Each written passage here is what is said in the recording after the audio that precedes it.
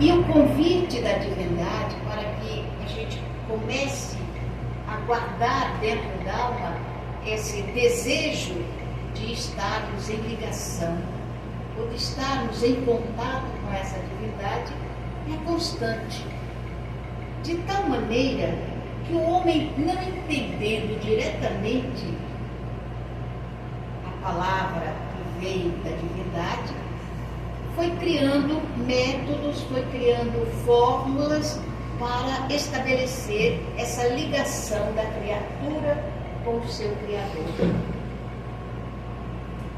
Só que as religiões foram sendo orientadas pelo mundo espiritual ou falada para aqueles que tinham o dom de registrar a presença dos espíritos.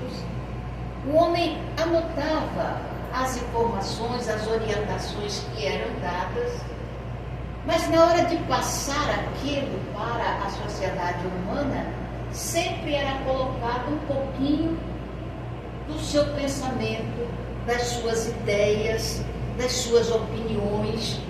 Então, as religiões, naturalmente, nunca conseguiram trazer com pureza aquilo que vinha do mundo espiritual como orientação às criaturas. Era necessário, portanto, que houvesse um outro tipo de ligação da criatura com o seu Criador, uma outra fórmula que retirasse esse sentido de religiosidade que faz com que nós utilizemos de coisas materiais para estabelecermos a ligação com a divindade. Se nós olharmos o passado anterior a Jesus, nós vamos ver a quantidade enorme de pensamentos religiosos que existiam, a quantidade de ídolos que a gente ia construindo para estabelecer um contato mais estreito com a divindade. Então nós tínhamos ídolos de diversas maneiras, deuses, os mais diversificados possíveis.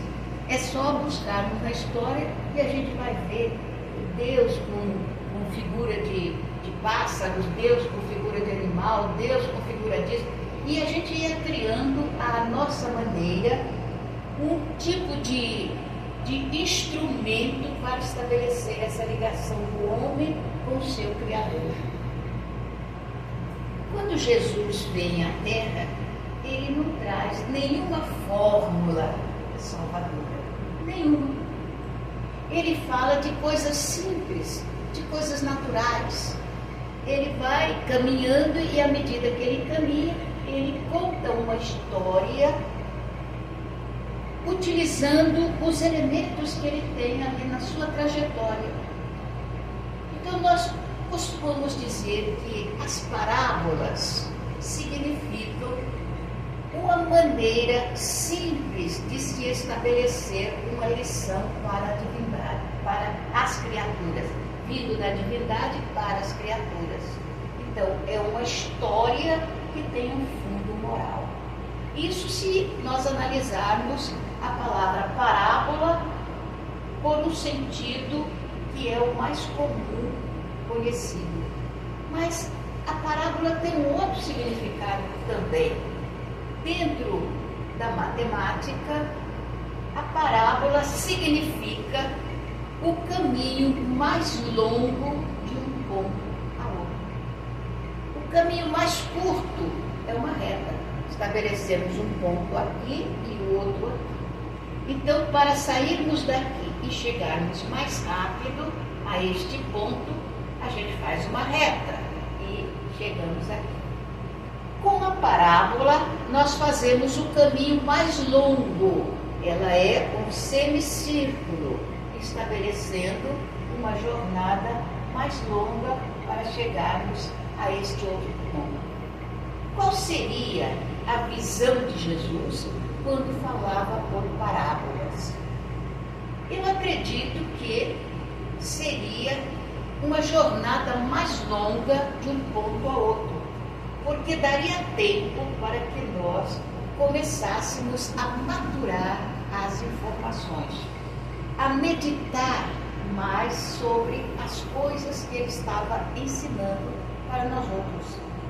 Então nós vamos observar que ele, então, depois de 3 anos conversando com o povo, estabelecendo as suas parábolas, deixando os seus ensinamentos, ele diz aos seus discípulos, porque ele percebeu a tristeza. Todos eles estavam captando a ideia de que em breve o Senhor iria embora, fugiria dos olhos deles e não haveria mais aquela convivência tão peculiar e tão carinhosa de Jesus com eles. Ele iria embora. Então ele percebe a tristeza dos seus discípulos e ele diz então, com muito carinho, como era peculiar do Senhor: eu não vos deixarei órfãos, ninguém ficará sozinho. Eu pedirei ao Pai. Vejam a imagem da obediência do filho para com o seu pai. Eu pedirei ao Pai e ele vos enviará. Ele não falou que enviaria uma religião, ou uma doutrina, ou qualquer coisa que fosse que estabelecesse essa busca nossa da divindade. Ele diz: eu pedirei ao Pai e ele vos enviará um outro consolador. Um outro consolador. Ele era o primeiro consolador, que veio primeiro. Depois dele viria um outro consolador. Aí ele usa um verbo que é muito triste para nós. Ele diz que vos relembrará tudo o que vos tenho dito. Quer dizer, relembrará equivale a dizer que vocês se esqueceram de tudo que ele falou. Tudo que ele ensinou foi esquecido por nós. Então era necessário que viesse um outro consolador para tirar lá do fundo das nossas lembranças os ensinamentos que ele havia deixado. E se nós analisarmos a história, nós vamos perceber que foi exatamente isso que aconteceu. Ele deixou as notícias de que era portador, vindo de Deus. Antes, qual era a nossa ligação com Deus? A gente pensava no Deus dos exércitos, no Deus das batalhas, das lutas. Ou pensávamos no Deus que castiga, o Deus que é um juiz, e um juiz duro pra caramba, porque não tinha dúvida em mandar alguém para o inferno. Até parecia o Roberto Carlos, né? E tudo mais lá para o inferno. Então era essa divindade que a gente conhecia. Com Jesus, nós tivemos uma outra conotação da divindade, o Deus Pai. E o Pai, a palavra Pai sempre quer dizer, ou deveria sempre dizer, o amigo, o que consola, o que protege, o que ampara. Já faz um bocado de tempo que o papai se esqueceu de tudo isso e se transformou no papai que abandona, deixa pra lá. Deixa pra lá, não vou falar nada disso, não é? Vamos falar de outra coisa. Então o pai, aquele pai que é exatamente o que protege, o que consola, o que ampara, foi a mensagem que Jesus deixou, tirando o Deus dos exércitos, o Deus juiz, o Deus que castiga. Mas ele prometeu um outro consolador, que viria para despertar a alma humana e nos tirar de alguma sorte do rame-rame das religiões. Porque a religião, de uma certa forma, tirava ou tira a nossa autonomia. Nós ficamos dependentes dos santos dependentes da igreja, dependentes dos padres, dependentes disso, dependentes de tudo. Então era preciso que alguma coisa tirasse essa dependência. Então todas as religiões partiam de um determinado fulcro. Podia até ser que esse fulcro fosse da divindade. Todavia, começava a colocar nessa informação as ideias nossas. E a gente sempre arranja um jeito de castigar as criaturas. E não é esse exatamente o pensamento da divindade para conosco. Ele deseja tirar essa ideia de castigo, porque castigo é o quê? Uma imposição de alguém sobre um outro alguém. Quando a gente era criança e cometia um delito, a mamãe castigava usando chinelo. O pai castigava usando uma cinta ou segurando. A orelha nunca foi para ser puxada, né? Também não foi para ser furada e botar no brinco, não, mas isso que a gente faz. A orelha é para escutar. Isso aqui é uma concha acústica. Essas voltinhas todas servem para pegar as vibrações do som para jogar para dentro do cérebro, que é uma confusão danada. Então, o objetivo do pensamento da divindade com Jesus era diferenciar. E por isso ele ia ensinando a gente a caminhar ao encontro da divindade, com os nossos passos, naturalmente, tropeçando aqui, tropeçando ali. Então, o Consolador que viria traria Jesus de volta, mas de uma forma bem objetiva, que tocasse a nossa alma e que nos despertasse para a realidade do eu, do que eu sou, do que eu estou fazendo aqui, de qual é o objetivo da divindade para comigo. Era uma forma de individualizar a criatura para que ela aprendesse que a criatura mais importante na face da Terra era o eu.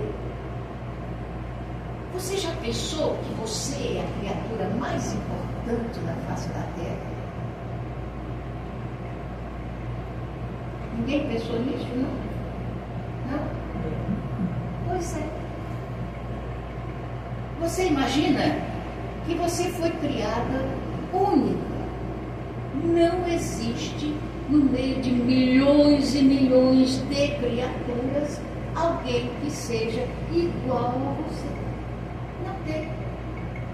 A cor dos olhos, a cor do cabelo, apesar das tintas todas que o povo já inventou, é individual. A cor dos olhos é individual. A cor do cabelo é individual. A cor da pele é individual. A gente olha e parece que é tudo igual, mas não é. Por isso a gente usa o dedinho ali para marcar a nossa individualidade. Porque já pensou quantas mãos que existem no mundo e não existe uma que seja igual à outra? A gente olha assim, parece que as voltinhas. A mesma coisa com os olhos. Por isso eles já estão utilizando também os olhos para estabelecer conexões com coisas que são importantes, porque tudo é individual. Então nós fomos criados assim, individualmente, porque nós somos criaturas importantes no conceito da criação. O tom da voz, apesar de ser parecido, nossa, a voz parece, não parece. Se você coloca o aparelho, você vai ver as diferenciações que existem. Os gêmeos univitelíneos, quer dizer, nasceram de um único ovo, não são iguais, são diferentes. Então a gente vê o trabalho da divindade para estabelecer essa coisa que é tão importante, ou esse ser que é tão importante como você. E de repente você se esquece de tudo isso. E ele promete então o outro consolador. Aí nós pensamos geralmente que nós pertencemos à religião espírita. Concorda? Nós pertencemos à religião espírita. Nós temos como religião, né? Não concordem, porque o espiritismo não é uma É uma religião. ciência. O espiritismo é uma filosofia. E nós não somos religiosos espíritas. Nós somos filósofos espíritas. Filosofia, de uma forma bem simplista, quer dizer amor ao saber. A busca do conhecimento através das pesquisas. Então, o filósofo é aquele que ama saber, que ama aprender, que ama descobrir, é aquele que vai buscar, através da sua capacidade de raciocínio, vai buscar a verdade. Nunca através daquilo que os outros contam, daquilo que os outros falam. Na filosofia, a gente questiona, a gente pesquisa, a gente analisa, pensa, raciocina. Então, o Espiritismo nos convida a isso, a pensar, a raciocinar. Então, quando o Espiritismo chega na Terra, Castro Alves disse de uma forma notável, como os poetas fazem: quebre-se a lápide do túmulo, erga-se dali uma cruz. E foi exatamente o que aconteceu. E aconteceu numa época em que nós estávamos profundamente necessitados de Deus. Profundamente. Porque aqueles que tinham nas suas mãos o conhecimento, a cultura, a visão das coisas, porque conheciam, os luminares da ciência, eles afirmaram que Deus era uma mentira, usando a palavra utopia, que é uma coisa que não existe, uma invenção. Então ele dizia que Deus era uma mentira. E a religião, que a gente conhecia, era a droga que era oferecida ao povo para mantê-los sob o domínio das religiões. Então Deus era uma utopia e a religião era o ópio do povo. Porque em realidade era o que acontecia com a gente. Nós vivíamos sob o guante da igreja. Eles tomavam conta da gente. Você tinha que contar os seus pecados todos e eles então colocavam. Não vou falar mal da igreja, não. Mas eu não estou falando mal, estou falando da história. A história existe. Então, exatamente nessa época, quando os enciclopedistas afirmavam que Deus era uma mentira e a religião era a droga do povo, foi exatamente aí que começou uma revolução no mundo. Não foi uma revelação que veio para o Carlinhos, ou que veio para fulano, ou para Beltrano, ou veio para Allan Kardec. Não foi não. De repente, os espíritos começaram a falar em todos os quadrantes do mundo, até aqui no Brasil. Antes do Livro dos Espíritos, haviam grupamentos de pessoas que costumavam conversar com a espiritualidade. Então isso aconteceu em toda parte. Por isso, o Espiritismo é uma filosofia universalista. Porque nós não vamos dizer que ela nasceu com Allan Kardec. Não. Ela nasceu com o Espírito de verdade que eclodiu a fala dos Espíritos em toda parte. O que é que Kardec fez? Kardec fez juntar as informações no mundo todo e estabelecer um processo para simplificar para nós o ensino da filosofia espírita. Filosofia que a gente ainda não conhece. apesar de quase 200 anos estar conosco, nós conhecemos muito pouco. Por que a gente está dizendo isso? Pela utilização que a gente faz das informações. O objetivo real dessa filosofia é fazer você se conhecer. E a gente faz questão de querer conhecer os outros, né? Até para os filhos, a gente fala, conheço você com a palma da minha mão. Mentira, não conhece. Ninguém conhece ninguém. E eu mesma não me conheço. Hoje eu sou Ana Guimarães. Mas na realidade eu sou o somatório das múltiplas reencarnações que eu já tive e das muitas que eu terei ainda, na expectativa do meu crescimento moral e espiritual. Então, o que é que ocorreu no mundo inteiro? Os espíritos começaram a entrar em contato com as pessoas. E o fenômeno mais gritante aconteceu numa cidadezinha do estado de Nova York. Essa cidade já desapareceu, não existe mais. Era uma cidadezinha chamada Hydesville. Ali, o movimento foi maior do que nas outras partes. Ele foi tão gritante que chamou a atenção dos jornalistas, chamou a atenção do povo que passava as notícias para os outros. Foram duas meninas, Catarina e Margarida, que eram filhas do Sr. Fox e moravam numa vivenda ali em Hydesville. Então ali, um espírito chamado Charles Osman começou a estabelecer um movimento com aquelas meninas, através de pancadas. Essas pancadas chamavam-se raps. Então, através das pancadas, ele começou a tentar entrar em contato com as meninas. Esse acontecimento se deu no dia 31 de março de 1848. Agora vocês vejam como a nossa filosofia é importante.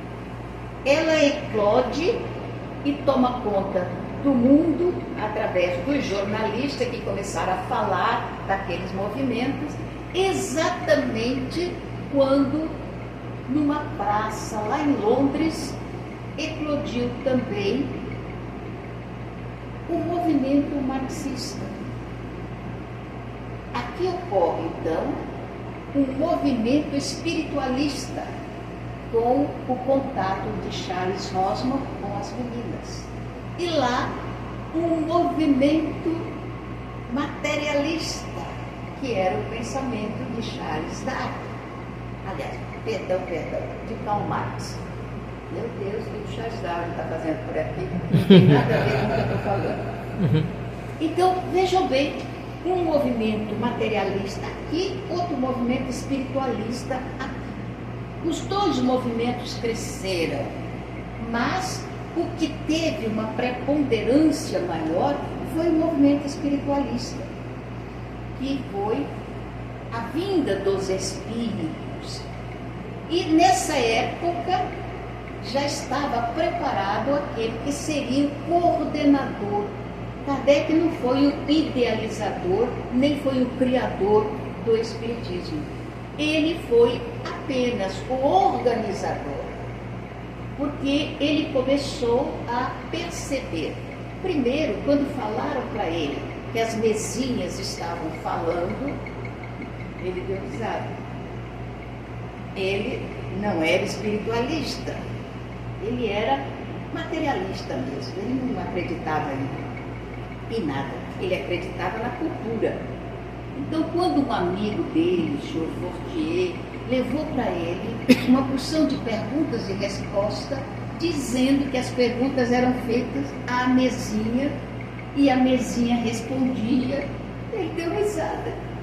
E ele disse, como diria qualquer pessoa culta, se alguém me provar que uma mesinha tem cérebro para pensar e tem nervos para sentir, eu vou acreditar que elas tem respostas inteligentes a perguntas inteligentemente formuladas. Ora, uma mesinha não tem cérebro, uma mesinha não tem nervos, não tem nada. Uma mesinha é uma coisa inerte. Eram umas mesinhas tripóides, mesinhas de 3 pés. As pessoas botavam o dedo na mesinha e perguntavam: que dia é hoje? E se for um, dá uma batida, se for duas batidas e tal, e a mesinha respondia. Se era 3 batidas, e foi por aí afora, eles estabeleciam uma conversação com a mesinha. Quando o senhor Fortier juntou um punhado dessas indagações e das respostas e levou para o professor Hippolyte Léon Denisard Rivail, ele viu as perguntas, viu as respostas e viu que impossível uma mesinha estabelecer aquele tipo de conversação. Perguntas inteligentes, perguntas difíceis, e não era como perguntar quem descobriu o Brasil. Ele então resolveu investigar o que é que tinha atrás daquela mesinha e porque aquelas perguntas, as respostas não podiam ser dadas por uma pessoa qualquer, uma pessoa simples que não tivesse cultura. Tinha que haver uma inteligência culta para dar aquelas respostas. E por primeira vez, na casa de uma senhora chamada Claire Maison, ele foi participar de uma daquelas reuniões. E foi a partir daí que o professor Hippolyte, que era a reencarnação de John Hughes, que no passado havia marcado a sua vida com pensamentos muito lúcidos a respeito da divindade e que foi posto numa fogueira pela religião tradicional, era ele que retornava na configuração de Hippolyte Léon Denisard Rivail. Ele então começa a perceber que deveria haver uma força que estava movimentando aquela mesinha. E ele descobre que aquela força chamava-se Espírito. E não era nada mais, nada menos do que a alma daquelas criaturas que haviam vivido aqui na Terra, que desencarnaram ou morreram e partiram para o mundo espiritual. Nem estavam no inferno, nem no purgatório, nem no céu. Eles estavam aqui na Terra, em contato conosco. Eram os seres humanos sem os seus corpos que estavam no mundo espiritual.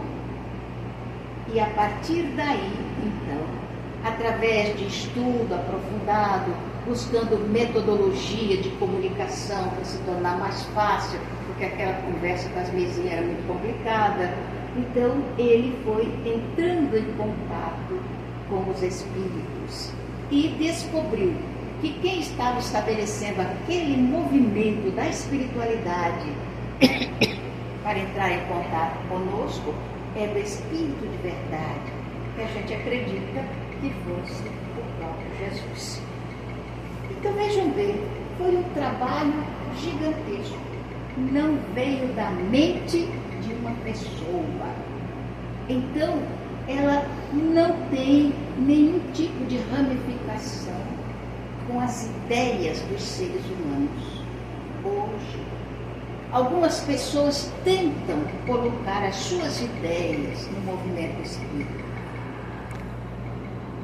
Ideias que não têm nada a ver com o espiritismo. Ultimamente, então, com o negócio de WhatsApp, celular, então... Estão colocando, por esta razão, nós precisamos conhecer, estudar, para sabermos separar o joio do trigo, termos essa noção. Então, o Espiritismo, para que nós conheçamos, a gente lê Allan Kardec. Ele procurou aprofundar as indagações. Então, nós vamos analisar. E, segundo Camille Flammarion, a gente não sabe dizer o que é mais notável no Livro dos Espíritos. se as perguntas feitas por ele, pelo professor Hipólito, ou as respostas dadas pelos Espíritos. Porque é tão notável as perguntas que ele vai no fulcro das necessidades para estabelecer, então, as notícias da nossa doutrina. E na resposta 919, ele pede para você, para mim, para nós. Conhece-te a ti mesmo. Não é para você conhecer Deus, não dá para conhecer Deus. Não é para você entrar no cerne da vida de Jesus, não dá. Porque a gente nem se conhece. Vocês imaginam que nós temos um cérebro que é a máquina mais notável que existe no mundo.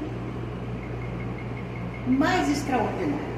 A gente pensa que é o computador, não é? Ou o celular, mas não é. O computador foi feito por um homem, ou vários. O celular, idem. E tudo que existe na Terra foi feito por quê? Pelos homens, estou falando das máquinas, não da criação das coisas, etc. Das máquinas. Quer dizer, tudo que a gente tem foi idealizado pelos homens. Então, por que a máquina seria mais importante do que eu? Atualmente, a máquina está sendo mais importante porque ela é capaz de captar mais as coisas do que eu sou capaz. Porque eu não sei utilizar o meu computador. Eu não sei utilizar ainda. Você vê que a ciência diz que a gente usa mais ou menos de 8 a 10% da nossa capacidade cerebral.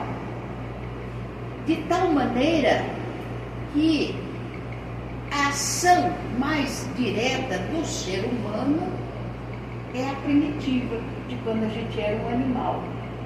Porque nós agimos mais com o instinto do que com a razão. Nós não sabemos usar a razão, raciocinar, a não ser a longo prazo. De imediato, quando você tem que fazer alguma coisa, ou tem que tomar uma atitude, você usa o cérebro primitivo, da época que nós estávamos no reino animal. É o instinto, a gente age sempre instintivamente.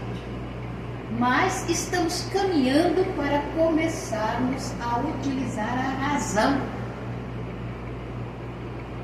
A circunvolução cerebral ou o neocórtex cerebral, que é o nosso cérebro novo, a parte nova do nosso cérebro, que está aqui nessa área, nesta parte, onde a gente vai muito de vez em quando. Nós ficamos geralmente na parte primitiva. Então, o que é que a gente precisa fazer para chegarmos a essa nova parte do nosso cérebro? Você sabe o que é que a gente precisa fazer? Não? Você sabe? O senhor sabe o que é que a gente precisa fazer? Meditação. O que é que a gente precisa fazer? Buscar o conhecimento, a sabedoria. Vamos dizer, vamos simplificar isso daí. Buscar o aplicativo do conhecimento, o aplicativo da sabedoria, que a gente não sabe fazer, ou que nós não fazemos ainda. E esse aplicativo, a lei coloca nas nossas mãos e coloca onde a gente precisa começar. A gente pensa que começa na escola. Não começa na escola. Quando a gente fala de educação, nós pensamos na escola, não é? Vamos botar as crianças para se educar na escola. Educar é formar bons hábitos. Então a educação toma toda a nossa vida. Tudo em nós é educação.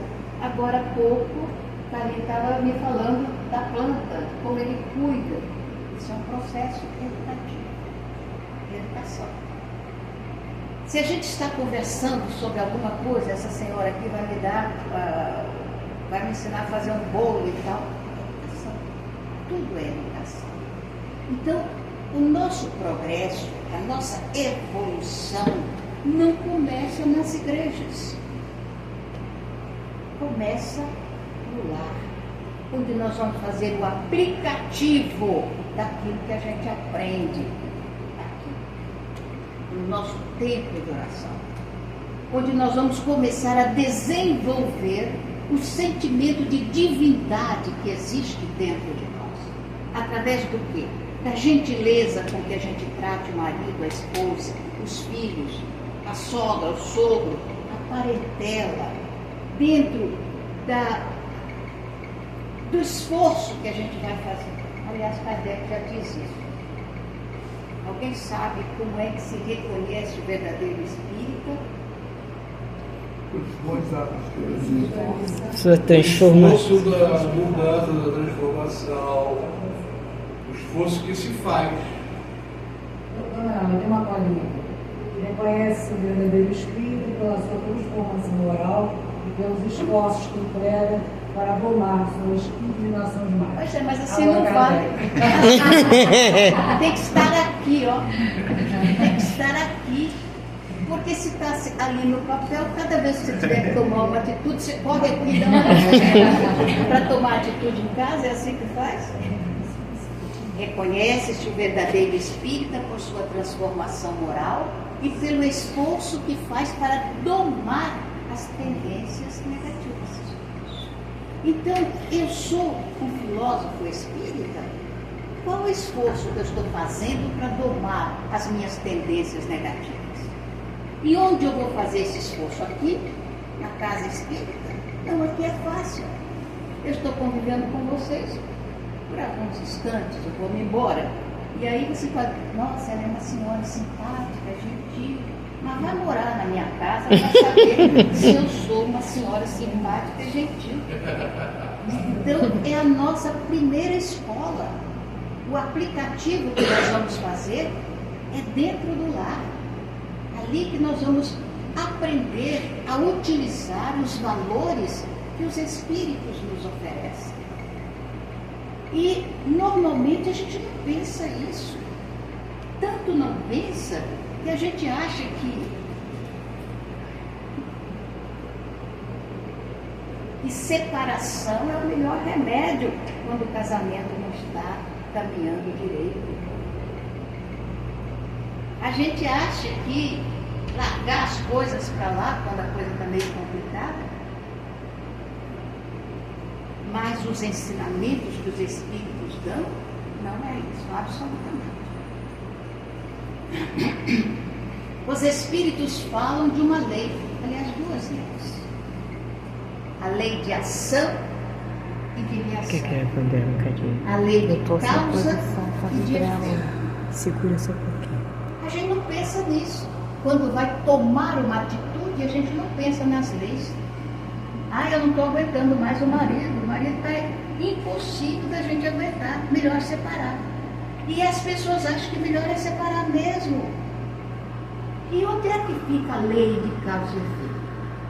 Onde fica a lei de ação e reação? Na ação que eu provoco hoje, vem a reação amanhã. Por que não pensar que o marido complicado de hoje é aquela criatura que eu destratei no passado e que eu tenho que atrair novamente para a minha amizade?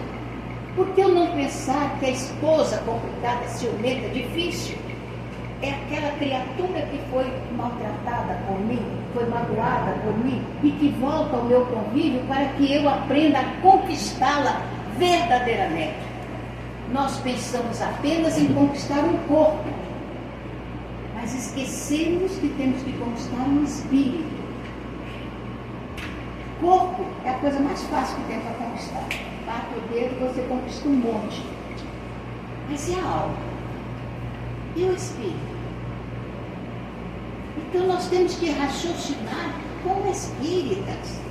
A gente se preocupa tanto com o corpo, esquece que a gente vai largar dele e ele vai apodrecer no cemitério. Esquece disso. Quem é que vai sobreviver ao corpo? Sou eu. Porque eu sou um espírito que tem um corpo, não sou um corpo que tem um espírito. Eu sou um espírito. eu vou sobreviver. Esse corpo vai se transformar numa outra expressão de vida, como diz Lavoisier. Não serei mais eu vou ser outra pessoa. Então, nós temos que analisar essa questão, nessa questão de gostar. Eu acho que eu descobri uma coisa linda. The Bluetooth device is ready to pair. Jesus Cristo, não é? Device is connected successfully. Eu sempre pensei que religião, que vem do verbo religare, um verbo latino, fosse a ligação da criatura com o Criador. Eu sempre pensei isso. Aí eu estava relendo Leon Denis e ele diz diferente. Ele diz que religião é exatamente isso, religar, aglutinar, mas não eu com a divindade, mas as pessoas entre si. Então, a religião serve para que vocês se queiram bem, para que nós nos queiramos bem, para que a gente aprenda a compreender o companheiro. É a ética da alteridade, aprender a conviver com as diferenças. Então, nós somos diferentes. Eu tenho um temperamento, ela tem outro, Karine tem outro. Nós temos que aprender a conviver com os temperamentos diversificados. É isso que é religião. Olha como a gente não entende isso. O que acontece? Essa moça se dá mal com o carrinho, o que ela faz? Vai embora. E funda outro centro acolá. E aí vem outra pessoa, vai embora e funda outro. Que beleza isso, não é? E onde fica a lei de solidariedade, de fraternidade, de amizade? Uma só família para um só pastor. Quem foi que disse isso? Onde fica isso? Eu estou insatisfeita aqui com o Carlinhos, saio daqui e vou fundar outro centro. Será que aquele vai ser melhor do que aquele? Então, eu tenho que aprender que a religião veio para modificar, fazer com que eu trabalhe as minhas diferenças negativas. Então eu venho frequentar esta casa e, naturalmente, a gente tem aquelas pessoas que são mais simpáticas e as que são menos simpáticas. Então eu chego aqui e simpatizo com esta senhora e vou chegar mais para conversar com ela, para estar com ela e tal. Eu simpatizo muito com aquela outra senhora. Então o que é que eu faço? Eu me afasto dela e me aproximo. É isso que o Espiritismo ensina? Negativo. Então eu chego aqui, simpatizei muito com ela menos. O que é que eu vou fazer? Se eu sou filósofa espírita, eu vou me aproximar mais dela, vou aprender a conhecê-la, a parar as arestas éticas de alteridade e me tornar amiga e fazer com que ela seja minha amiga também. Então esse é o objetivo da nossa existência aqui. Então dentro do matrimônio, ninguém casa por amor, porque a gente não sabe ainda o que é amor. Nós casamos pelas necessidades expiatória ou probatória. Se é expiação, nós estamos testando as nossas conquistas. E se é expiação, a gente está pagando os nossos pecados, pagando os nossos débitos. Então, se eu sou uma filósofa espírita, o que é que eu vou enxergar? De repente, meu casamento não está legal. Por quê? O que é que eu estou fazendo de errado? Porque eu tenho que olhar sempre para o meu lado. Eu estava no Caminho da Esperança e estava presente um amigo que faz um trabalho bonito de adoção, ele é advogado. E eu estava atendendo as pessoas e ele estava sentado perto. Aí entrou uma assistida, coitadinha, estava toda quebrada, olho roxo, um corte na testa, arrastando uma perna, estava ruim. Ela sentou ali na cadeira e falou: Tia Ana, não aguento mais. Eu vou mandar embora aquele homem. Olha o que ele fez, ele me quebrou toda, me deu uma surra. E eu falei, calma, minha filha, tem paciência com ele. Não dá, tia. Ele é violento, ele é isso, ele é aquilo. Ela pintou um retrato bem terrível do marido. Eu não, tem paciência, não separa, fica com ele, vai caminhando. Aí ela saiu e o meu amigo falou assim, dona Ana, sinto muito, eu respeito muito a senhora, mas não concordo. A senhora viu como é que estava a criatura? Eu falei, vi como é que ela estava. E a senhora disse que ela deve continuar com esse... Nem sei que palavra que eu vou usar para um homem que faz uma coisa dessa com a mulher. Eu falei, pois é, a vida é assim. Imagina, tem que separar assim, acabar com essa pancadaria e tudo bem. Aí ia passando uma pessoa na porta, fulano, chama o senhor fulano ali para mim. Aí de repente entra um senhor com um galo desse tamanho da testa, todo arranhado, todo danado. Ele entrou e sentou na frente. Tia Ana, não aguenta essa mulher mais não. Era o marido. Essa mulher é o diabo. Eu falei, não, meu filho, o diabo não existe. A senhora imagina que eu ia chegando em casa, ela pegou o cabo da vassoura e tanga. Olha o galo que ela fez. Aí eu não tive dúvida, dele o murro. E aí a gente se agarrou e rolamos ali na terra até que os filhos vieram e separaram a gente. Mas eu não aguento mais a mulher. Aguenta, meu filho. É assim que é a vida, devagarinho, vocês vão se harmonizando, devagar, vai aguentando, fica firme. Tá? Aí ele saiu, eu olhei para o advogado e falei, você está vendo?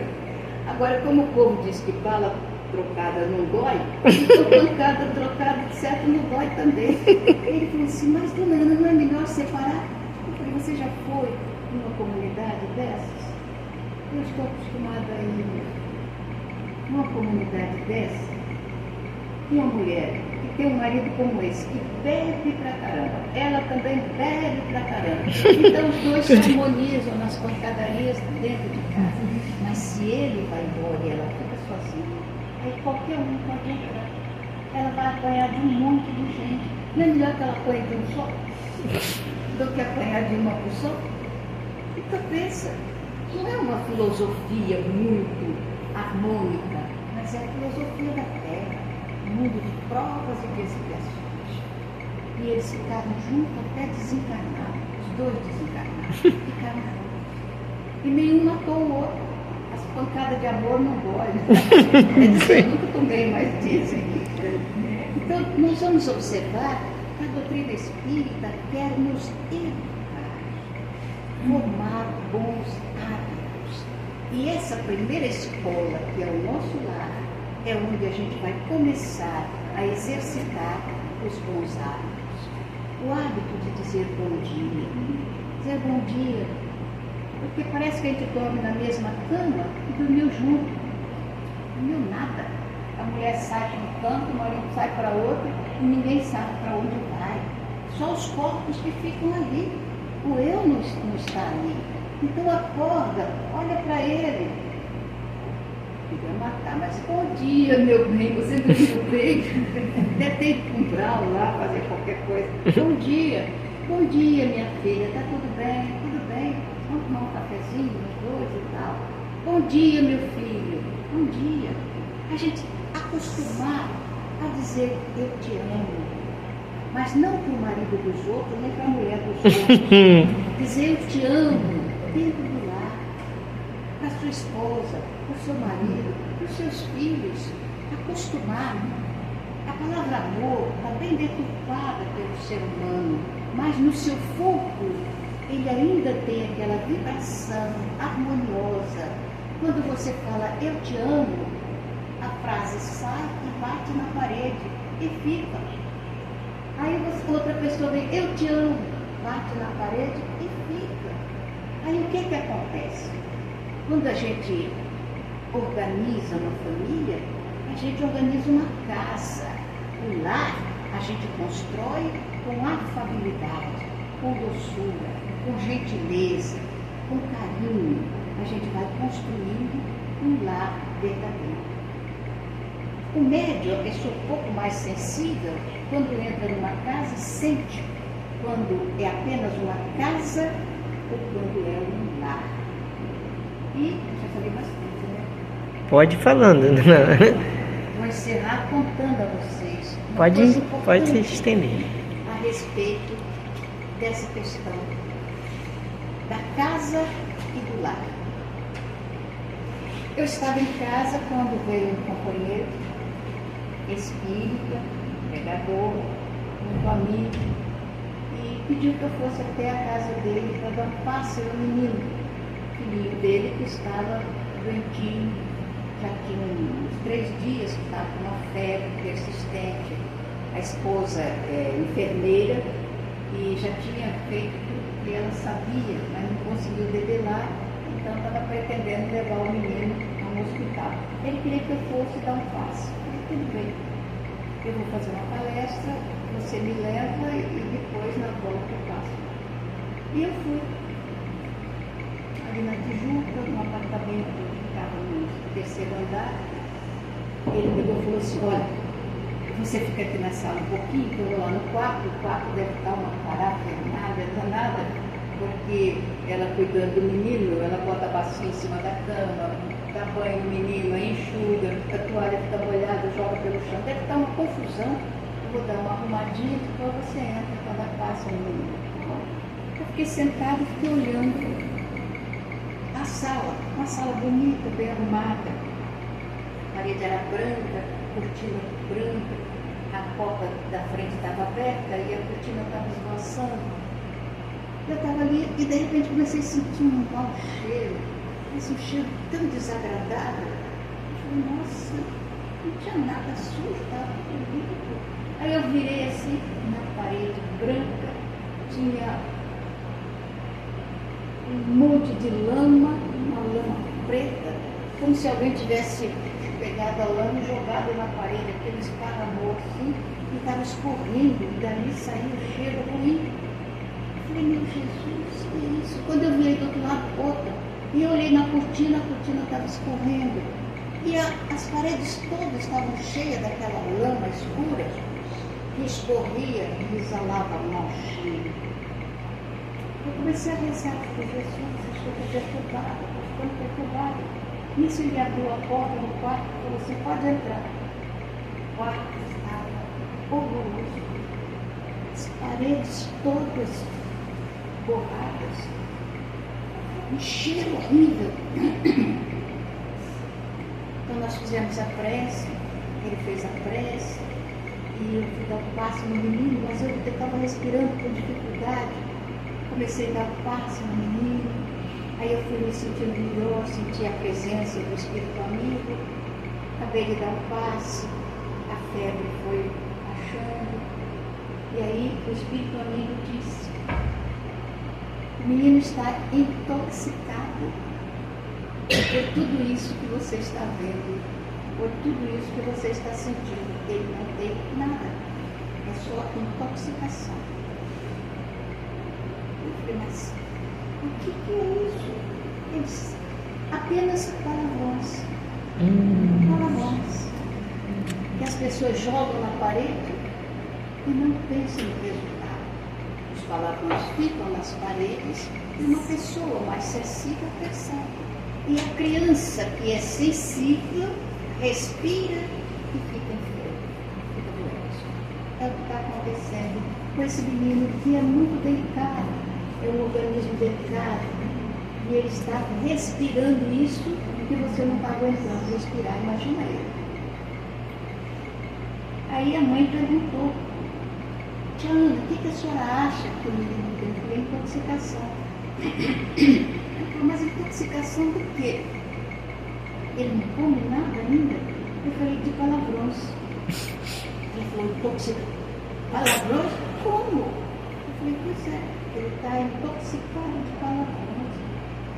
Aí ele, espírita, pregador, disse, não, aqui ninguém fala palavrões. Eu disse, meu filho, você não conhece. Eu sou médico, sou pregador. Atualmente há mais de 60 anos, mas naquela época, mais de 40 anos. Eu não brinco com o espiritismo. Nunca. Nem brinco com mediunidade? Nunca. Porque eu pretendo não voltar lá para o grau de onde eu vim. Eu quero sair de lá. Então, eu acho, dentro da nossa doutrina, com caráter, com hombridade, com respeito, com responsabilidade. Eu não iria brincar. As suas paredes estão cheias de palavrões. E o menino está respirando isso e está ficando feio. E se continuar assim, não falei mais nada. A mãe pegou e falou, pode parar. Ninguém mais vai falar palavrão aqui dentro dessa casa. Eu falo, ele fala, nós brigamos e os palavrões escorrem para tudo quanto é canto. Ninguém vai, porque eu não vou deixar o meu filho morrer por causa disso. Aí ela falou, quanto tempo demora para eu limpar as paredes? Isso eu não sei dizer. Mas é bom que comece logo. E o menino falou assim, você me dá 6 meses, aí você volta aqui outra vez para ver minhas paredes. 6 meses depois a parede estava ali. Então vocês veem o que é a vibração das palavras. A gente não pensa. Agora, se um palavrão sai da minha boca e bate na parede e fica, como é que fica a minha boca? Porque se você enfia a mão na lama e joga a lama, a sua mão fica suja. Então a boca de quem diz palavrões é uma beleza. Não xingo mais. Não xingo mais. Então vamos pensar, nós somos os únicos animais na Terra que temos a faculdade de falar, emitir palavras. Os outros se comunicam também, mas por sons, mas nós por palavras. Por que então a gente abastardar a nossa capacidade de falar, dizendo palavrões, dizendo coisas que não constroem, que não faz nada de bom, pior, que nos enferma, que enferma as crianças, que prejudica o lar, a constituição do lar. Então vamos lembrar que nós estamos aqui para aprendermos, primeiro a nos conhecer e depois a querer bem as pessoas, normalmente aquelas que não são tão simpáticas para nós outros. Em vez de afastar, a gente vai aproximar. Porque é isso que o Senhor Jesus espera de nós, quando Ele disse que não nos deixaria órfãos, pediria ao Pai e Ele enviaria um outro Consolador, que é a nossa doutrina espírita, que veio dizer para você, para mim, que a gente não morre. Saímos do corpo, vamos para o mundo espiritual e continuamos a viver. E vamos ser lá do outro lado exatamente o que somos aqui. Se estamos acostumados a uma vida complicada, difícil, cheia de palavrão, é para lá que a gente vai, no mesmo lugar. Então cabe a nós construirmos o nosso amanhã, através do esforço, está escrito ali, minha senhora, depois a senhora lê outra vez, do esforço que vamos fazer para domar as nossas tendências negativas. Vocês sabem que pensando nisso, eu até comecei a torcer menos pelo Vasco. Eu comecei a pensar, Flamengo, Botafogo, Fluminense, não merece ganhar, né? São filhos de Deus também e tal. Eu fico triste quando o Vasco perde, gostaria que ele ganhasse, mas eu já não fico tão triste como eu ficava antes, porque os flamenguistas são meus irmãos também. E eu preciso pensar nisso. Eu estou brincando um pouquinho, mas é muito séria a nossa vida. Pensa nisso, porque você vai desencarnar, todo mundo vai. Agora, as chances para voltar estão ficando cada vez mais grandes. Eu tenho 2 netos casados. Eu já estou brincando, já vou terminar. Não, mas pode, tem meia hora ainda. Um já está casado já há 5 anos, o outro está casado há 3 anos. E no Natal Os netos que estão aqui foram lá na minha casa levando presentinho. Presentinho para a vovó, presentinho para a vovó. Eu só fui pegando e botando em cima do ombro. Mais outro presentinho para a vovó. Falei, presentinho para a vovó. Eu fiquei olhando os presentinhos, aí fui para a cozinha e eles ficaram conversando na sala. Eu tenho 9 netos, nem todos estão aqui, mas o bocado está. E conversando, aí eu voltei zangada. Falei, vocês são engraçados. Me traz presentes. Eu preciso disso. Eu quero isso. Eu não quero nada disso. Nada, nenhum presente desse me agrada. Não é desse que eu preciso. O que eu preciso mesmo, o presente que eu quero, vocês não me dão. Eles ficaram assustados, porque a vovó nunca fala assim, é a primeira vez. Aí, o que foi, vó? Eu falei, o presente que eu quero é um bisneto, que vocês não me dão. Então fica me dando coisa que eu vou deixar aqui, que eu vou desencarnar e vai ficar aqui. Mas o bisneto não, se eu desencarnar, eu levo ele aqui, ó, no coração. Aí eles deram risada. E eu pensei que eu tinha conquistado, né? Falei, como é? Vai sair ou não vai? Vó, o ano que vem traz outro presente para você. Vamos esperar que algum presente desse seja um bisneto. Deus que ajude. Eu agradeço o convite do Carlinhos faz tanto tempo. E eu vou encerrar como eu faço comumente. Trago versos dentro da alma, como o sol traz luz em si. Eu vivo a vida cantando porque poeta nasci. Ouço cachoeiras rolando das alturas dos meus sonhos, em dias claros, risonhos de luminosa beleza. Nesse plano eterizado, quando eu penso estar pensando, estou com a alma escutando a prece da natureza. Há no meu peito cascatas, vibrando ternas sonata no teclado das estrelas. E embora a grande distância, seja noite ou seja dia, com as lunetas da poesia, eu sempre consigo vê-las. Há no meu peito um garimpo de cristais e diamantes. E eu mesmo sou garimpeiro que só procura brilhante que tenha cor de alvorada. Pedra com jaça ou defeito, no garimpo do meu peito, não quero seja encontrada. Niágaras, holofonsos, sete quedas, iguaçus, cataratando os meus sonhos a quedas d'águas afins. Fontes líricas serenas, bandos de lindas falenas, dando 1000 cores ao dia, jardim suspenso nos ares e outras notas singulares, faz-me conhecer a poesia.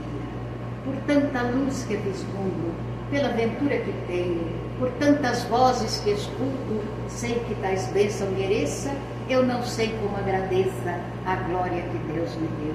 Sim, meu Pai, me sinto mudo, porque vós me deste tudo, o dom de viver na terra, com os olhos fitos nos céus. Muito obrigada.